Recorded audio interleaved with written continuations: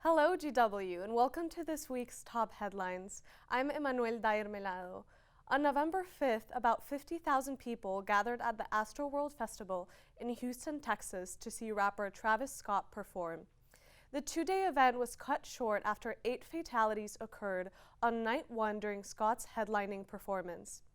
A massive crowd surge caused the deaths, with the victims ranging from ages 14 to 27. There has been massive social pressure to bring justice to the families of the victims, and Scott himself has already been sued by one concertgoer who sustained injuries. The response of the festival security and management has been called into question, as even though members of the crowd started sustaining injuries, struggled to breathe, and needed medical attention at alarming rates, the show only ended 30 minutes early. Later, city officials revealed that the mass casualty event had started 40 minutes before the organizers stopped the show. This event will prove to be a historic mass casualty event in the entertainment industry alongside the Who concert disaster in 1979. Facebook whistleblower Frances Haugen expressed criticism for Facebook's metaverse launch. The company's rebrand has led Facebook to change its name to Meta in order to reflect an expanded focus into virtual reality spaces.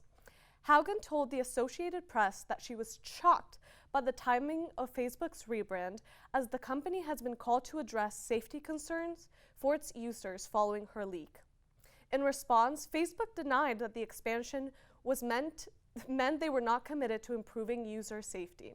The company pointed to the 40,000 workers it employs to keep users safe and the $5 billion it plans to spend on safety and security this year. Haugen maintains that the metaverse expansion is an area for concern, especially given the addictive nature of virtual reality environments. This week, Frederick Willem de Klerk, the former president of South Africa, passed away. De Klerk was president from 1989 to 1994 during the last years of the South African apartheid regime. Throughout his life, he was considered both a strong supporter and defender of apartheid, but also a crucial part of ending the system ever since he released former President Nelson Mandela from jail in 1990 after a 27-year sentence. While in 2020 he had emphasized apartheid wasn't a crime against humanity, on Thursday, de Klerk's foundation released a pre-recorded video where the former president apologized on his deathbed for the pain and the hurt and the indignity and the damage to Black, Brown, and Indians in South Africa. Leaders like British Prime Minister Boris Johnson have started sending their condolences and remembering de Klerk as having had a positive influence in South Africa's progress. Now let's go to a reporter for the week, Brianna Badelli, to learn more about vaccinations for kids, for travelers, and for Aaron Rodgers. Joe Biden kicked off her COVID vaccination campaign for young children on Monday, visiting a Virginia elementary school where dozens of children and their parents flocked to the gymnasium to get their shots. The Biden administration has shipped 15 million pediatric doses to doctors' offices, children's hospitals, community health centers, and schools around the U.S. Their goal? Vaccinate all 28 million children in the age group. In this first week alone, around 1 million children ages 5 through 11 are expected to have received a first dose of the Pfizer vaccine. With vaccinations on the rise, the U.S. has reopened its borders to international travelers. To enter the U.S., visitors must show proof of vaccination and a negative COVID test taken within 3 days of their flight. Exceptions will be made for those younger than 18 and passengers from countries with limited vaccination availability. For people crossing the land border from Mexico or Canada, no COVID test is required, but travelers must show proof of vaccination. Still, anti-vaccine movements persist. Aaron Rodgers revealed his decision not to get vaccinated after testing positive for COVID this week, despite claiming he was immunized back in August. While discussing his decision on the Pat McAfee show, Rodgers said he chose to receive alternative treatments rather than the vaccine after consulting with the popular radio personality Joe Rogan. The NFL fined the Green Bay Packers for violating established COVID safety protocols. Back to you, Emmanuel. Thank you, Brianna. After months of negotiations and infighting, the House passed the $1 trillion infrastructure bill last week. The bill provides money for roads, bridges, ports, rails, and more. 13 Republicans joined over 200 Democrats in voting yes. 6 Democrats, including Representative Alexandria Ocasio-Cortez, voted against the plan because the House has not taken up the Build Back Better social spending bill. This comes almost 4 months after the Senate first passed the bill. It now heads to President Biden's desk for signature, as Democrats hope it will provide a boost to his approval rating, which is at a low of 38%. 6 subpoenas were issued to top Trump advisors this past Monday regarding the January 6 attacks. The 6 advisors are said to have discussed ways to challenge the 2020 election results. One of those subpoenaed includes John Eastman, who attempted to create a legal means of denying Joe Biden the presidency.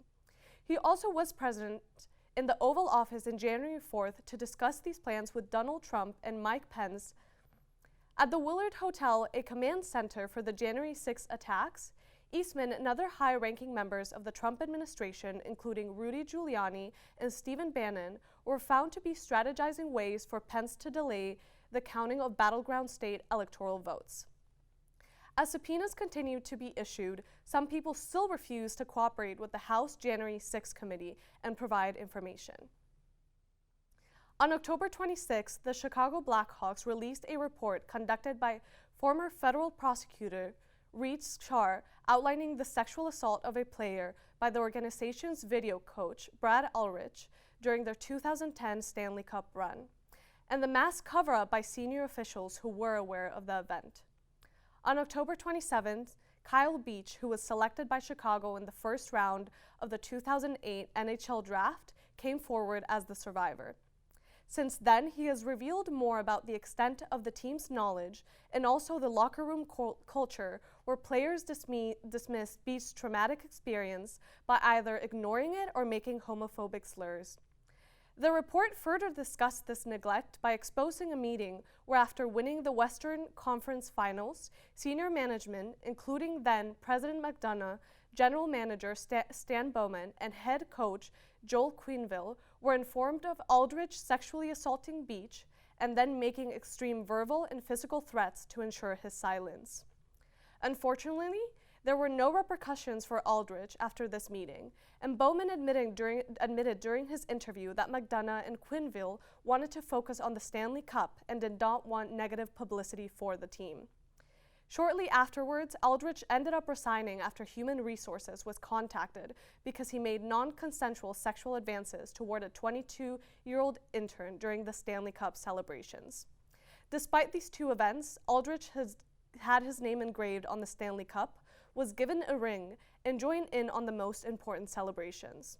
Today, Brad Aldrich is a registered sex offender after he pleaded guilty to 4th-degree criminal sexual assault due to events that transpired in 2013 when he assaulted a high school hockey player at his new place of employment. Whether it's the fact that the Chicago Blackhawks gave Aldrich the Stanley Cup to show at Houghton High School, or that Commissioner Bettman refused to promise the NHL would provide counseling services to the high school student, the culture surrounding sexual assault in sports at all levels has to change. Thank you so much. This has been Headline This Week. See you next time.